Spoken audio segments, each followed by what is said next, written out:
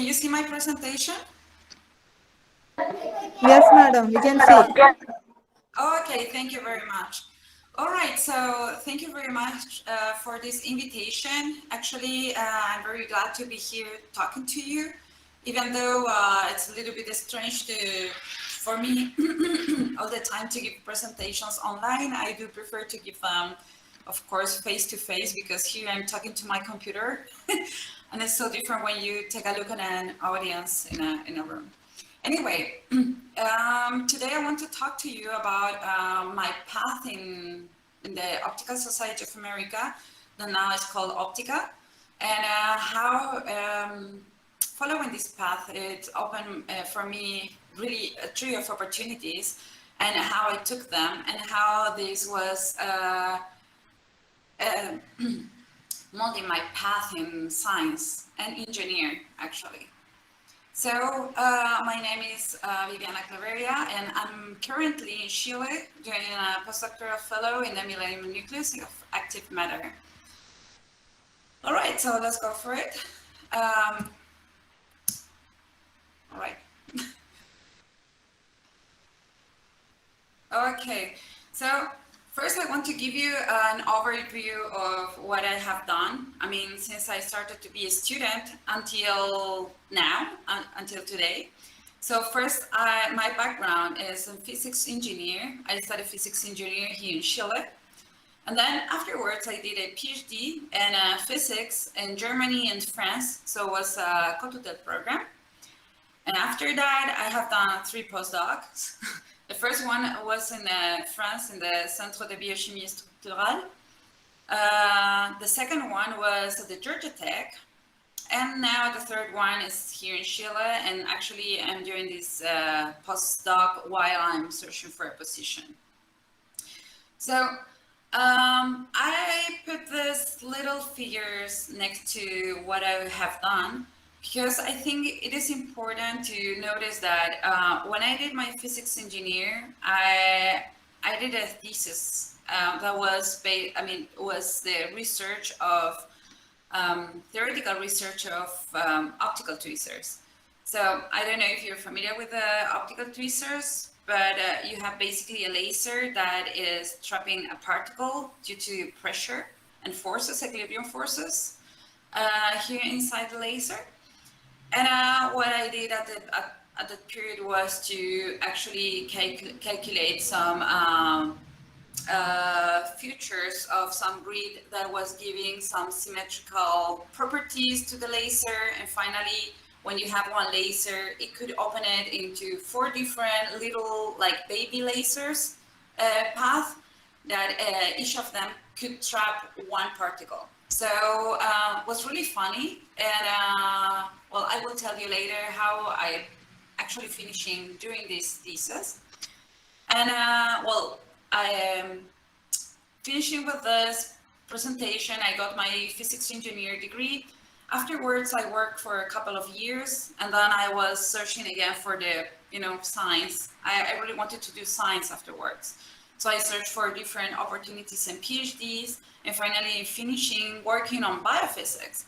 So at this point, I said, okay, I started to work with blood and red blood cells, and I was using my physics background to understand the mechanical properties of blood. I will also tell you a little bit more later about this. But then, so I became really enthusiastic with this topic, and I was learning more and more about this. And then I finished with doing this postdoc in France, actually continue doing work on blood, but then I wanted to do something a little bit more applied. So I started to search how can I do something like, because I started to naturally work with clinicians at that point. And since I was working with blood, then I was with healthy blood, and then with the diseases. And then I started to talk with clinicians. And then I wanted to do my own medical device. So I started to take a look on this more applied thing. And I finished at the Georgia Tech in 2019, just when the COVID started, 2020, when the COVID started. was a little bit difficult, but at the end, I could finally succeed and got my little medical device that actually we are now in applied for the patent. And well, then I wanted just to come back home. So I came here and I'm working with active matter. So while I'm also doing some collaboration with my former university and with the Georgia Tech, I mean. And here, in the meantime, I'm working with bacteria because I propose that to use bacteria to attack tumor cells. So still working in this physical, medical topics, actually. So, I mean, how the Optica or the Optical Society gave me the opportunity to go through all this, I will explain you in a few seconds. Actually, in 2008, I was studying at the university. I was a bachelor student of physics, and we founded, I was invited to participate in this also student chapter in Chile that we call Universidad de Santiago de Chile also student chapter. And this was founded in Santiago. And actually, I'm currently member, that's why this talk.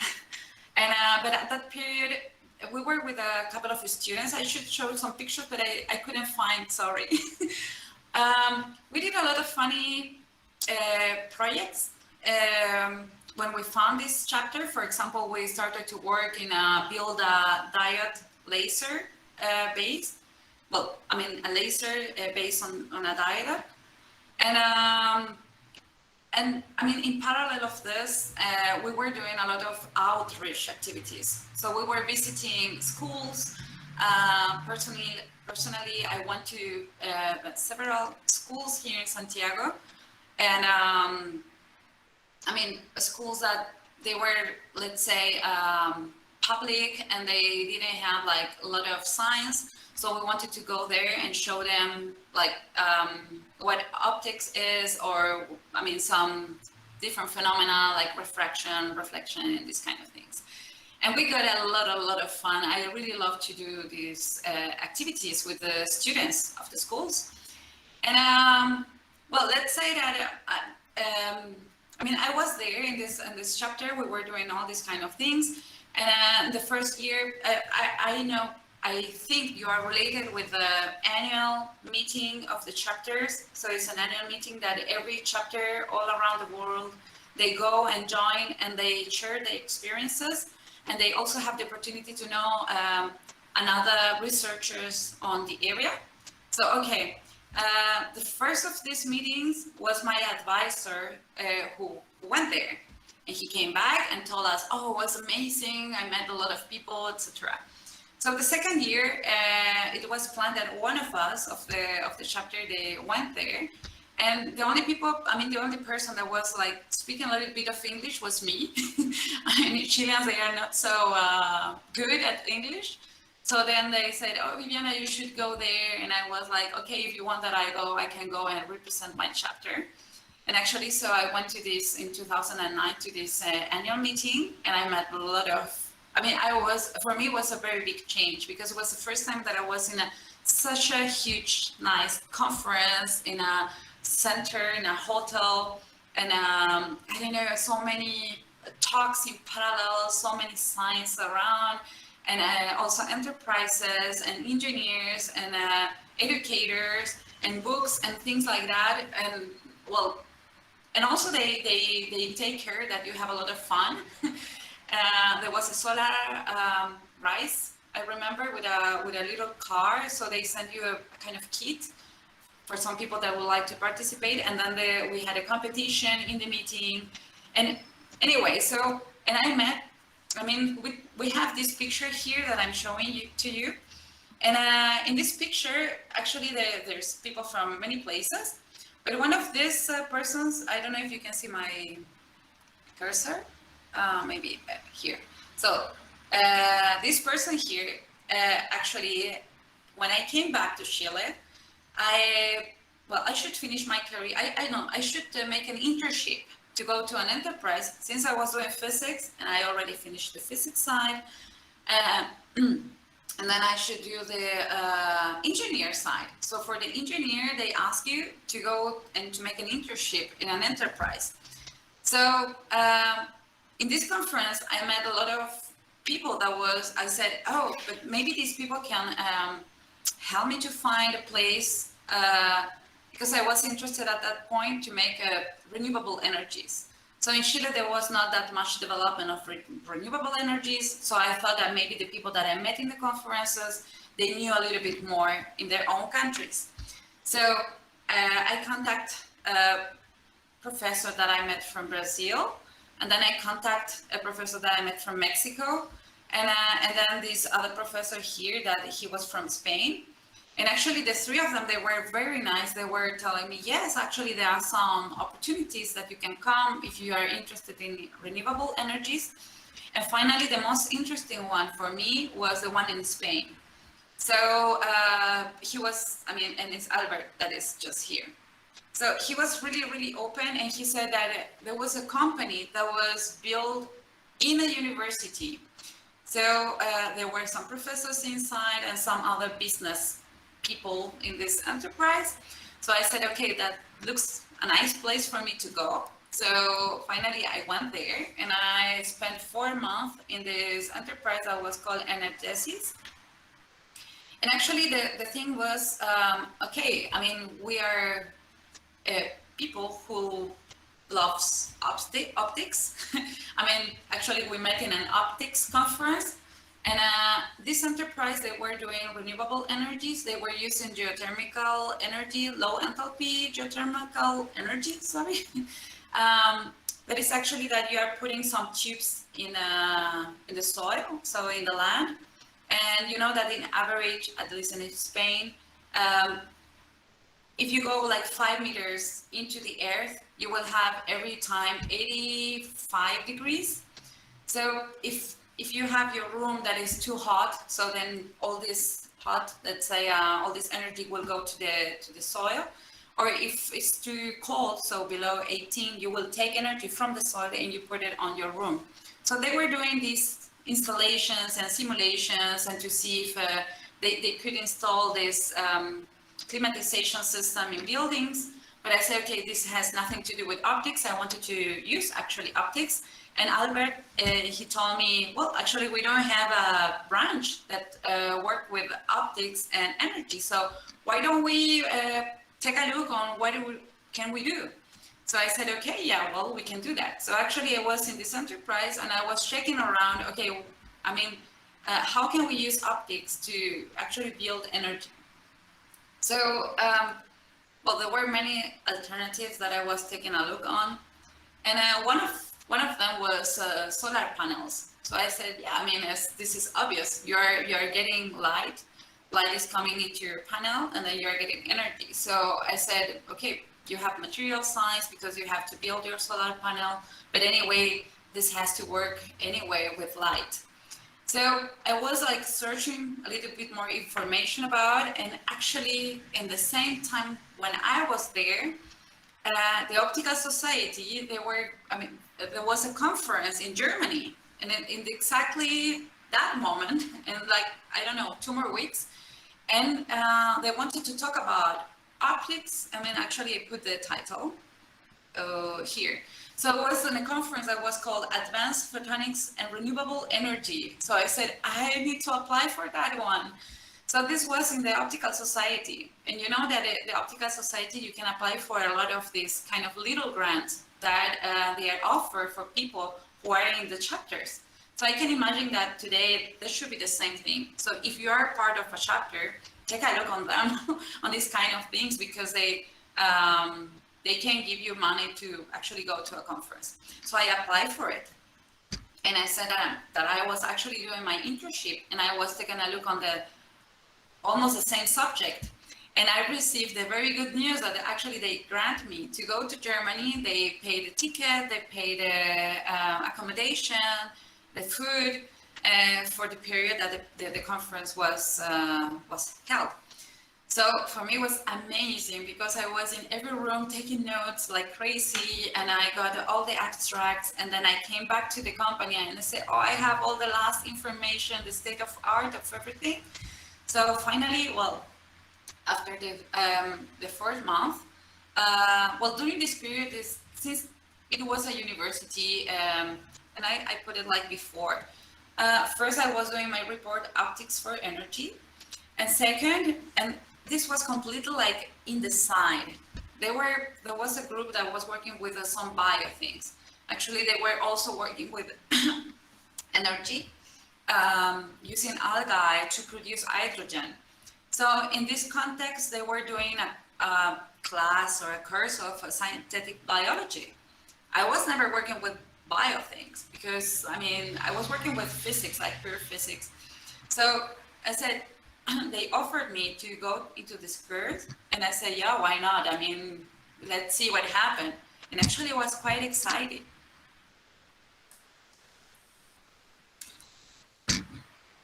Because we were like doing, cutting ADN and putting it in replicating bacteria and things like that. And I was like, actually, wow, I'm doing this. I mean, this is amazing.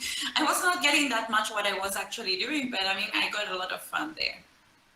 So, okay, anyway, I mean, all this was possible because I went to the conference and met a guy, and then I was finishing in Spain and then in Germany, and also knowing a little bit more of what I'm doing. I mean, I was doing about this synthetic biology.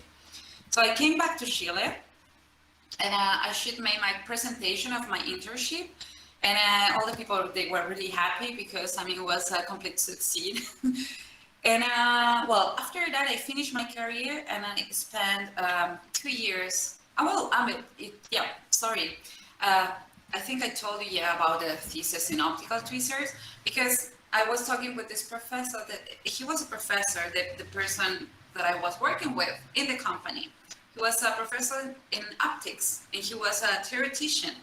So I told him, I should come back to Chile. I should present what I did in the internship. But after that, I have to also finish my career. And to finish my career, I should do a thesis work. And he told me, well, I mean, I have a topic, we can work on that together. And I said, okay, what is it about? And he told me it's about optical tweezers. And I said, I never heard about it. And he said, okay, well, and so we started to meet. And I proposed this work, as I told you, a theoretical work.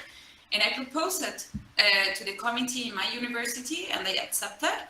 And finally, I finished it, doing all the calculation. It was a very theoretical one. And knew, anyway, it was important what an optical tweezer was. And anyway, so with this, I finished my career with the internship, with my thesis work. And all this, I could say, it really was really thanks to, I mean, I could have done other things, but I think these two they were really exciting for me because it was in a new country, new people with very new topics. I mean, I couldn't even imagine that this kind of thing, they were there around. I think now, I mean, in Chile we have some labs, but not that many anyway.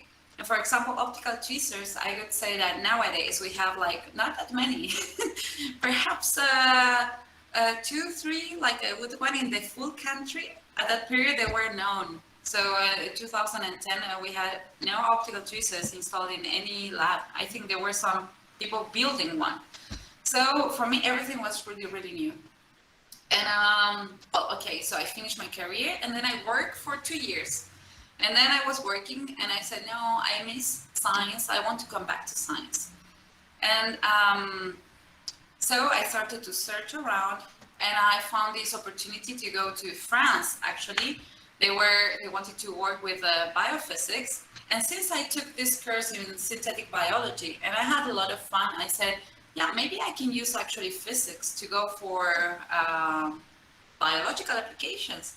So actually, I did my application, and they saw in my CV that I actually took this synthetic biology course. They were like, really taking a look on that, and I said, oh, you're actually interested in that? And I said, well, I mean, I took a course only, but yeah, I mean, I got a lot of fun. I haven't done research on this. But I also work with optical tweezers, and they were, oh, yeah, we use a lot of optical tweezers to manipulate, bio things. So actually, this was helping me to go for this PhD position, and actually, they accepted me afterwards. So thanks to what I have done in the internship, and afterwards in my thesis work, I could apply. I applied for this, and they got accepted me. So I went there, and I spent almost 4 years. So from 2013 up to 2017, working on the development of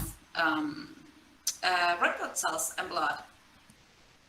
So a little bit more about this. If you're interested on, you of course have to know a lot of physics, because blood is actually flowing. So you need to know a little bit of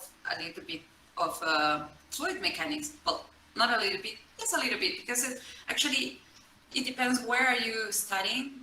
It depends what kind of equation you will be applying. For example, in this part here, you have a very big tubes. So you can have a lot of turbulence, so you have like a very high Reynolds numbers.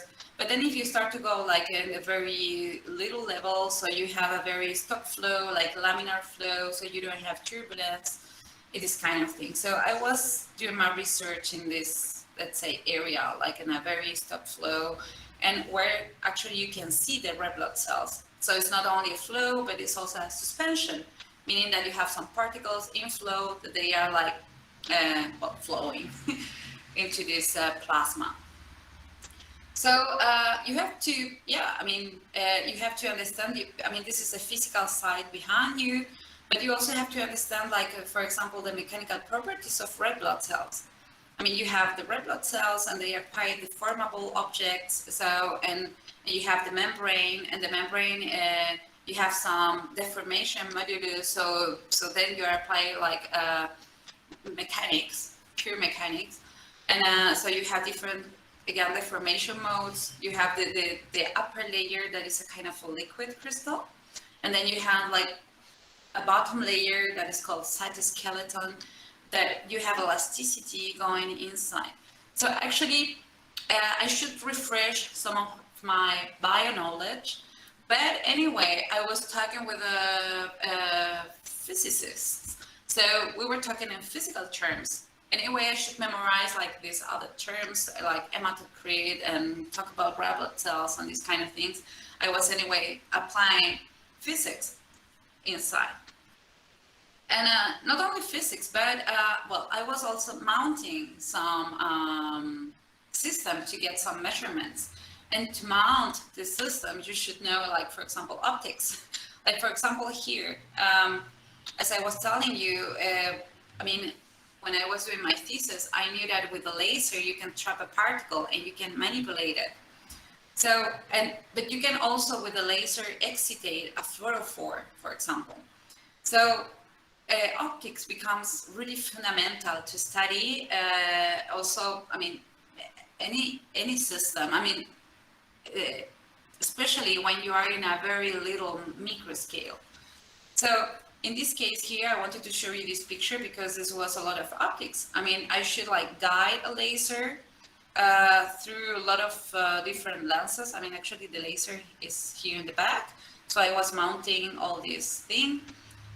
The laser was going through these mirrors, and then I was splitting it. So we have these dichroics just there. And then when I had two lasers, they were like coming into the system. And finally they were entering, all this system is there behind. They were entering into this microscope. And then into this microscope, at the top of the microscope, I was putting my samples. And these two lasers, they were arriving like this. And I have like two little spots that they were like exciting some fluorophores that I was putting on the top of the membrane of a red blood cell. And this was like to excitate it and to see finally these red blood cells. So I was excitating the fluorophores of red blood cells. This was giving me some photons that were coming back. And actually, these photons, they were going into the side, and then catch by some amplificators, and got the signal into the computer. And in the computer, I could analyze everything that was happening there. This system was also interesting because we were coupling also this other apparatus that is next to it, that is called a Rheometer. And the Rheometer is to measure the mechanical properties of a flow. So, for example, viscosity. If your flow looks more like water, or if it looks more like honey, or looks like ketchup, or these kind of things. So you can, our idea was to couple these two systems, like a laser and a rheology. So, I mean, sounds like a complex system, but actually, I mean, if you understand what is happening behind, it's not that complex. So, I was using also this, what is called microfluidics. I don't know if you're related with all the things that I'm telling you. Maybe yes, I guess. But this microfluidics, you are doing like flows in a micro scale. So like, for example, 10 or 50 microns, because as I told you, this is the size of the circulatory system that I was doing my research. So I should like mimicking those little capillaries, and to mimic them, I was building these microfluidics. So I was flowing things into the microfluidics, and I was seeing inside red blood cells like this, like single red blood cells using the microscope. So actually what I was commenting to Saheb was how can you, I mean, how indispensable is optics, or and how microscope, if you want to study some bio things, you really need to get a microscope, for example, to take a look on them. And you have only optics inside. Or if you want to get a good image, you also need to get optics inside. So again, if you want to use a laser, you have to, I mean, guide the path. You have to get a clear profile of your laser, because you don't want to have a laser that is like with an ugly profile, because otherwise it's not working like very well. And all this is like optics behind. So, I mean, apply for biophysics, but still it's always there. All right, so finally I was, as I told you, I was doing a lot of research. I didn't want to show you that much what was the research that I was doing, but I think it was sufficient for you to tell you that I was using like healthy subjects, studying things, and then going for some diseases. Like, for example, I was doing research on sickle cell anemia. I don't know if you know this disease, but you have some problems in the red blood cells. Actually, you have a mutation inside the hemoglobin, that is the liquid inside the red blood cells. And then you have deformation, so your membrane is distorted, and the mechanical properties are changing. And well, I was doing a study in this sickle cell anemia area. And finally, as I told you, I wanted to work on a medical device. So I went to Georgia Tech. Well, I applied and for different places. And finally, I got accepted in Georgia Tech. And I was really happy, because Georgia Tech is one of the best engineer schools in the world. At least if you go to Wikipedia, they tell you that. And actually, well, it is. I mean, well, I don't know, but when I was there was a great experience. All the engineers, I mean, around there, just amazing. So I got a nice time just there. And as I told you, well, now I was working also with vessels, but now in a specific vessel that was in the heart. And the problem was or we wanted to develop a device that could kind of help to see if you have the risk to have a heart attack. We wanted to check if I give you a drug, or if this drug will make something to you. I mean, you will have an effect or not if I give you this drug. I mean, why I'm telling you that? Because I started to work with cardiologists, also these engineers, and talking with cardiologists. Finally, when you will have a heart attack, you have a risk factor.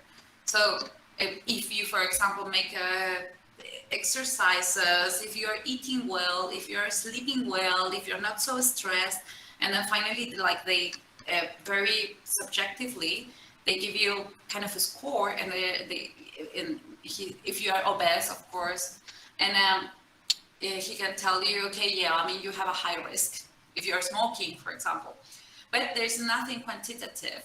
And well, there's nothing quantitative because people they don't get like so right how actually a heart attack is produced. And this is something that in the group that I was working in, they were the leaders of this knowledge, and they were like developing or researching for already like almost 15 years. And finally I understood why it was happening. And since we had the knowledge of why it was happening, I could build a device that was mimicking a heart attack. And then I could take a blood sample of a patient and to say, okay, now if I put it into the device and I put a drug, as I was telling you, do I prevent this heart attack or not? All right, okay, I'm telling you that because, well, okay, I don't know if you want to hear about that, but if you will have a risk to have a heart attack, you will take aspirin, probably, but only 2% of the people, they react to this. So I think this device is really, really useful for medical doctors to really guide you to get a good drug. Anyway, so I mean, this was the last thing that I was doing. Nowadays, I mean, I started here just like 2 weeks ago, and I was proposing to use bacteria, as I told you, to attack tumor cells by cancer. Well, I started to do that for the first. I mean, let's say I'm taking again bacteria, and I'm growing them up and proposing the microfluidic sheet and all these kind of things. And so in the meantime, I'm searching right now for a position, professor position, and I think, well, I hope to have a position soon in this medical field. Well, Sahar told me or asked me also to give you my point of view of which are the hot topics nowadays for physicists. Because, I mean, I don't have the slide of the conclusion, but what I would like to summarize in all this is, I mean, actually, as the title told, I got a lot of opportunities given by just being part of the student chapter when I was a student. I took all those opportunities, and this was really opening me a tree of other opportunities. I'm convinced that it was because I was in that conference that year that I met the right people, and then I'm finishing doing my PhD and finally going into this medical path that I'm really loving. I'm really excited to work on that because I'm feeling that I'm doing something for humanity right now. Well, I mean, I'm anyway a physicist as like a formation like you. And when I was a student, I was always asking myself, I mean, what a physicist or a physics engineer does. And that was like an eternal question for me. And now that I'm outside and I have seen also other colleagues going around, I would say that there are a lot of and plenty of opportunities, maybe not only like as a physicist, but also like applications of physics. Because of course you can go and do research, but you can also make some other, let's say, work a little bit more applied, like work with some engineers side to side. And like, for example, well, just as an example, I have a friend of mine who is doing a company for get sterilized surfaces from COVID with a UV lamp. So he was characterizing, I mean, how you have an UV source, and if you have, how far can you go with this, if you have a lamp, and how far can you go to actually see if the intensity is still high enough to kill this COVID, viruses. And because, so finally he built some devices, and he is selling them right now.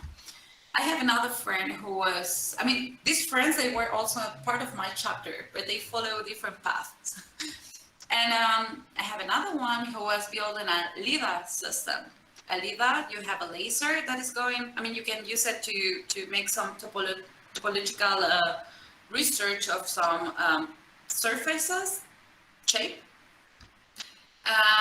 Actually, in the National Geographic, there is a very nice documentary about how to use LIDAR to discover ancient cities. It's really cool. But my friend, he was doing something looking to the upper part to see where the contamination, I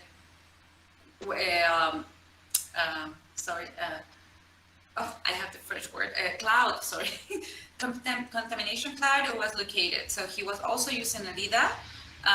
There is a laser that is going up, and then you get some reflection, and then you can get like the distance where certain particles, contamination particles, are located. So actually you can make a scanner from the bottom to the top. And then I have another friend who was going to build the first satellite in Chile. So that was also quite exciting. And well, I mean, there are plenty of other things. But I could say like hot topics today, I mean, to work on and where you can find like a lot of resources and grant and people doing effort. I would say that is a medical physics. Why? Because again, I mean, health, it's always there. I mean, you will always need to, I mean, people will always be concerned about to improve their health or improve the techniques to get a better health afterwards. So this is something that I think it's will be like, let's say, a hot topic all the time. You can work not only in the things that I am doing. I was not showing you everything that I have done, but you also have like analyze medical images. So you have like, for example, you can go for more data science as well, or try to predict what will happen, since you have like a lot of correlations going, like information in hospitals that is not so easy to get, because you have like patients, they have to agree to give their information for research, but then there are some others that they are kind of for free if you go for a public, for example, or if you keep it anonymous, you can also use it.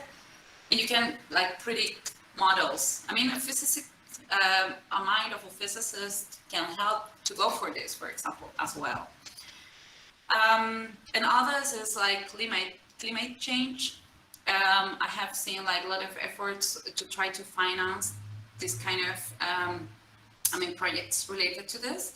And it's kind of obvious because we really need it nowadays.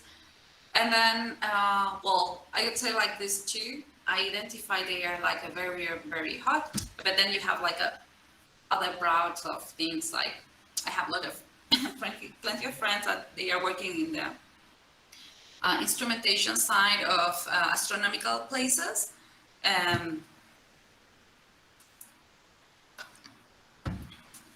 Because sometimes you not only need astronomers, but you also need like, it's a team finally of people who are taking care of the antennas and all, and you have to understand what is happening with the radiation and the shape of the antennas and these kind of things.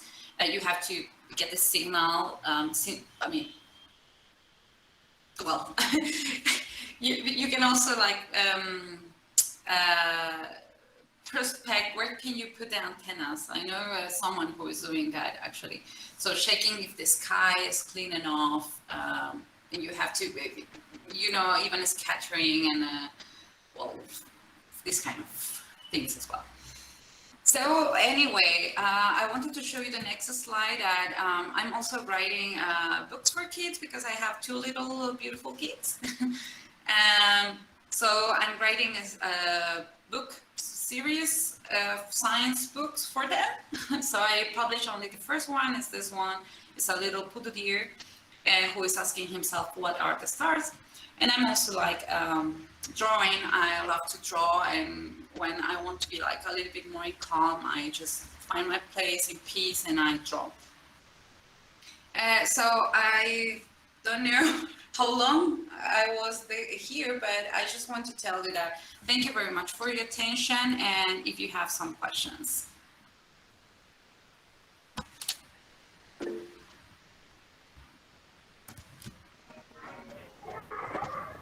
Hello, ma'am. Yes. Yeah, I have a doubt. Like, um, uh, after doing research in the normal physics field, how can we get an opportunity in the medical physics without any basic research work experience? We don't have now. That's why. How whether it is possible, or we need to have some experience in the field of medical physics to have a opportunity. No, you can get an opportunity. If you're a physicist and you can apply for, you don't need to get an experience before. You're a physicist, and if you would like to go and make some research on physics, biophysics or medical physics, just search for programs around, because there are plenty. As you saw that I was in France, in Germany, in the United States, and every place where I was, I saw that there are plenty of calling actually graduate students to make research or postdoctoral fellows to also continue doing research. And then this, or even master students, so masters, PhDs, and this bio topics or medical physics, and they just only ask you, for example, if of course, if it's like more physics related, have some background in physics, but they won't ask you to have a background in biomedical physics.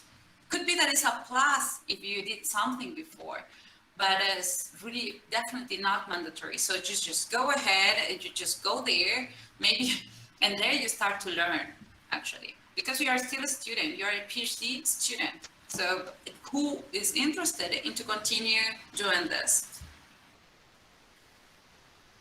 Okay, thank you. And how OSI is in your life? Like, are you an ambassador in the OSI of your country, or can you please tell more about that?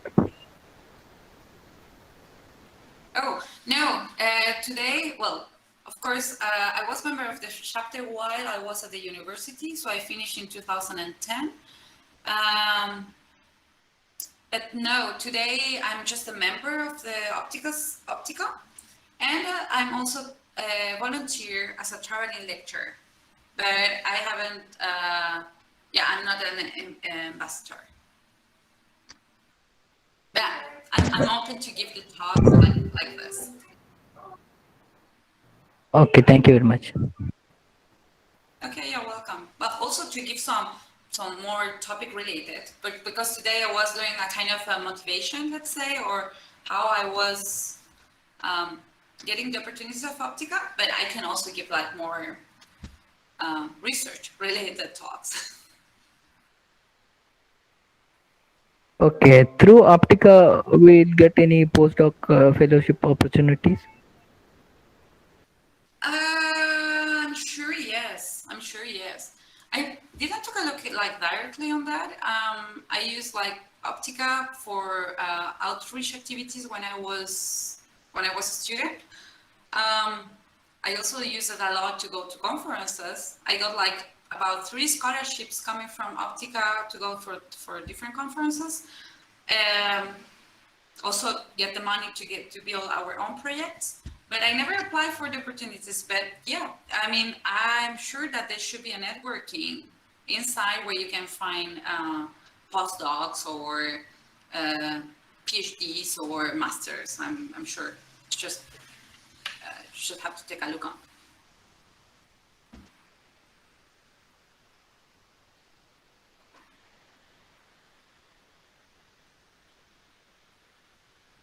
So someone else has another question? Ah, okay, all right. Okay, so we're fine.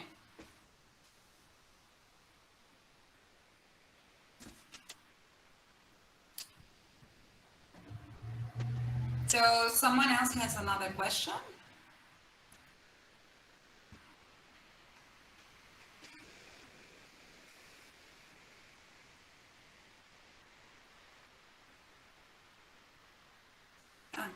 Okay. Neha? Hi, ma'am. Am I audible? Yep. Okay, ma'am. I wanted to ask that you yourself told that you had this opportunity of attending a conference in Germany and how it was fun, useful. So even I have heard that through Optica, we have this opportunity to attend different conferences in different parts of the world. So my question is that what can we expect from these conferences, or how much or in what ways is it going to be useful to us? Well, I think it will be very useful because from Optica, there are plenty of different topics. So, for example, I mean, we have these optics for energy, where you have the solar panels, OLED, LEDs, and all these kind of things. But I know that you have like also a bio branch. There are some others like more material science. So I think if you're interested in a specific topic or like more basic research as well, I mean, everything that is related with the optics, like, I don't know, even you can go for quantum mechanics or like quantum dots who are improving, like, for example, a solar panel also, or again, related with material science.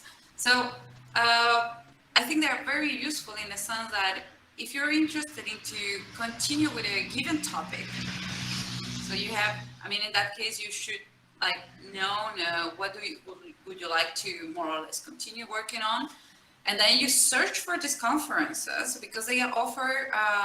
If you don't search for them, you will never know, or it will be a little bit difficult to know that they are there. So you go to the webpage, you take a look on the conference that are coming. Sometimes you have like a big ones, sometimes you have like a very small ones, you know, like local, but all of them, they are very good and very useful and with the experts on the area. So if you go and search, and finally you will find something that will go into your interest, I'm sure. And then for that you apply for it, and then you will learn exactly what is happening up to right now, I mean, at this point, because it will be like the last thing that is happening there. So this is extremely useful because you don't have to invent the wheel twice. You know, so and also it's increasing your networking. I mean, it depends on your also personality, if you are going to talk, like chat with people around. All right, so this can also like helping you to increase networking. Or if you don't want to talk or chat around, you just take notes of okay, the people that you were interested in, and maybe write them directly, as I did, to ask them, okay, do you have some opportunities for me? I'm interested. Look my background, what I have studied, etc. So I think, again, I mean, sometimes we have some opportunities in front of us, and it depends how we take them and how they are developed afterwards. Thank you, ma'am. Thank you. You're welcome. Yes. Hello, everyone. First of all, I would like to introduce myself. I'm Neha, first year student, physics department. So on the behalf of entire MAMOC college and the Optica members of MAMOC, I would like to express my gratitude to our respected chief guest, Dr. Viviana Clavería, for taking her valuable time and gracing this event. Thank you, ma'am, for inspiring and encouraging us with your words. This webinar was full of knowledge and interesting things, and I'm sure that these precious words will definitely help us in our studies and will unlock in our future. And also a special thanks to Shali sir, the entire physics department, and all the members present in the meeting for their contribution in making the webinar a great success. So I would like to conclude my words by once again thanking Dr. Viviana for enlightening us and keep guiding us with the knowledge. Thank you so much, ma'am, and thank you everyone for attending the webinar. Yeah, thanks to you. I'm very glad to be here and to have been invited by you. I mean, it's a pity that I cannot see you, but I hope that from all what I told you, you could get something like very useful for you and for your future or your career. So I wish you all the succeed for you, physicists. You have a lot of opportunities. So go ahead and take the world on your hands.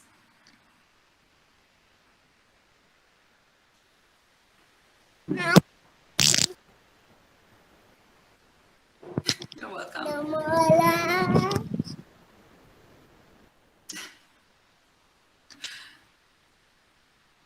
I think she's a kid. So Sahel? We will wind up the session now. Okay. Thank you, ma'am. Okay.